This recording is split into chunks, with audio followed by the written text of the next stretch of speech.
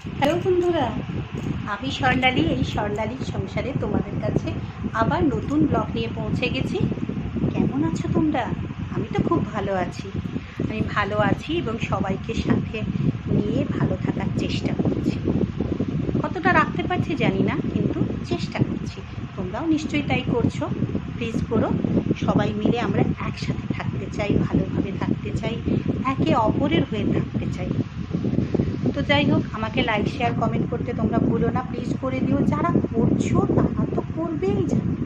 যারা করছো না তারা প্লিজ করে দিও, পাশে থেকো, সাথে থেকো। আর যারা আমার চ্যানেলটাকে সাবস্ক্রাইব করে উঠতে পারোনি এখনও পর্যন্ত, প্লিজ সাবস্ক্রাইবটা করে নিও আমার চ্যানেলটাকে। আর আর হচ্ছে তোমরা কমেন্ট করে জানাও যে আমার ভিডিওটা কেমন হচ্ছে। জানালে না আমি একটু আমার উপকার হবে। আমি তো সব কিছু জানি না, তোমাদের কাছ থেকে শিখে নেব। ঠিকঠাক ভুলভাল যা কিছু হবে সবই জানাবে। তো যাই হোক, আরও একটা কথা বলি যে আমি হয়তো প্রত্যেক দিন দিতে পারছি না ভিডিও।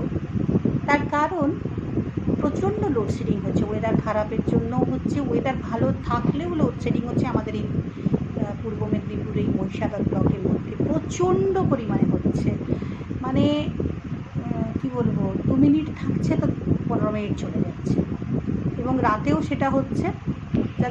যার জন্য আমি ভিডিও আপলোড করতে পারছি না কারেন্টের অভাবে। আমার তো ইনভার্টার নেই। তো যাই হোক, চেষ্টা করছি, তোমরা আমাকে ক্ষমা করে দিও। প্রত্যেক দিন দিতে যেহেতু পারছি না, চেষ্টা করবো প্রত্যেক দিন দেওয়ার। তাহলে পাশে থেকো, সাথে থেকো, আর অবশ্যই তোমরা সবাই খুব ভালো থেকো, হাসি খুশি আনন্দে থেকো। আমি এটা সব সময় চাই। তাহলে চলো কী রান্না দেখো। একটা আম ছিল, কেনা আম, গাছে কোনো আম নেই। তার কারণ প্রচুর পরিমাণে আম মুকুল এসেছিল, কিন্তু সব নষ্ট হয়ে গেছে। এই কেনা আমের একটা আমের চাটনি করে রেখেছি, একটু টক মিষ্টি করে। দেখতে পাচ্ছ? এটা কাঁচা লঙ্কা ফোড়ন দিয়েছি, তেজপাতা দিয়েছি, আর একটু গোটা জিরে, একটু সামান্য গোটা জিরেই দিয়েছি, আর সামান্য 5 ফোড়ন দিয়েছি ফোড়নে। আর ফোটার সময় একটু একটা এলাচ, ছোট এলাচ থেতো করে দিয়ে দিয়েছি। আর দেখো, বানিয়েছি দুধেশ্বর চালের ভাত।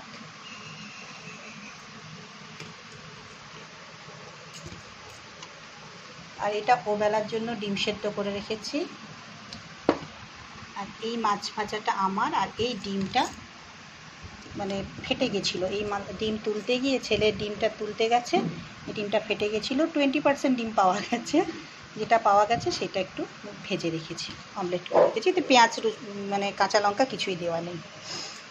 আর এইটা হচ্ছে নোটে শাক, আলু পেঁয়াজ দিয়ে সর্ষে পোস্ত দিয়ে তরকারি করে রেখেছি, শুকনো। নোটে শাকটা একদিন দিয়ে গেছিলো একজন, করা হয়নি। আমি কেটে ফ্রিজে রেখে দিয়েছিলাম। সময় পাবো না, নাহলে কারেন্ট যা অফ, আমি শাক বাছতেও পারবো না, চোখে দেখতে পাবো না।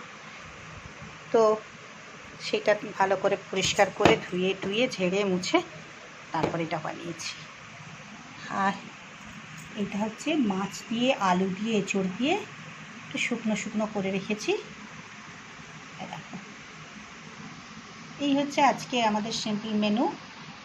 পেঁয়াজটা কাটা আছে, ধোয়া হয়নি এখনও, কাঁচা লঙ্কাটাও ধোয়া হয়নি। তাহলে আজকের মতো রাখি, টাটা।